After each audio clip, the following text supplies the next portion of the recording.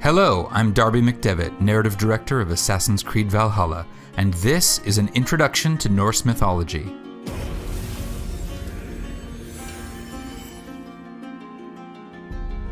Assassin's Creed VALHALLA takes place in an era that marks the gradual transition from the pagan religions of old Europe to modern Christianity. In England, where most of our story is set, the Christian faith has recently gained a firm foothold, but there are still many pagan religions flourishing. Most notable of these is the pantheon of gods worshipped by the Norse people who lived in the regions we now call Norway, Sweden, and Denmark. This eclectic collection of gods includes such figures as Odin, the All-Father and King of all gods, Freya, goddess of love and battle, and Loki, the obstinate trickster. For all the Norse characters in our story, including our protagonist Eivor, these gods and the stories about them constitute a living religion. They offer comfort and wisdom to the men and women who take them seriously. But these were not gods who offered revelation or promised salvation. Similar to the Greco-Roman gods, the Norse gods were not paragons of virtue, nor were they beings to which anyone should aspire, for they were as changeable as the seasons and as unpredictable as the weather.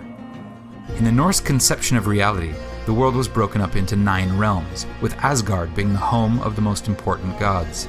Accessed by a bridge of light known as the Bifrost, Asgard was the site of Odin's Hall of Slain Champions, called Valhall, or Valhalla. This was the final resting place of all warriors who died bravely in battle, weapon in hand, and whose reward it was to remain at Odin's side, drinking and warring until the coming of Ragnarok, the battle at the end of time. As one might expect from a people who valued courage and honor, the Norse approached their gods somewhat bluntly.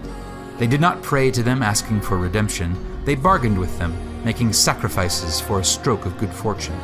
Where virtue and sin and redemption are hallmarks of the Christian faith, for the Norse sensibility, ideas like honor and reputation held much greater sway. But this does not mean that the Norse religion lacked notions of goodness or ethics. Through sources like the poetic Edda, we can find, amid tales of debauchery, deceit, and cruelty, passages of great beauty and common sense.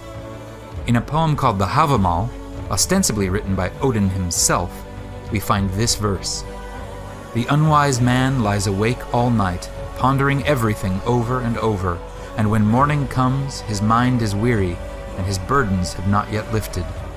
Wise words from the All-Father, so do as he says and stop your worrying. Get a good night's sleep and rise refreshed, for the gates to Valhalla will soon be open.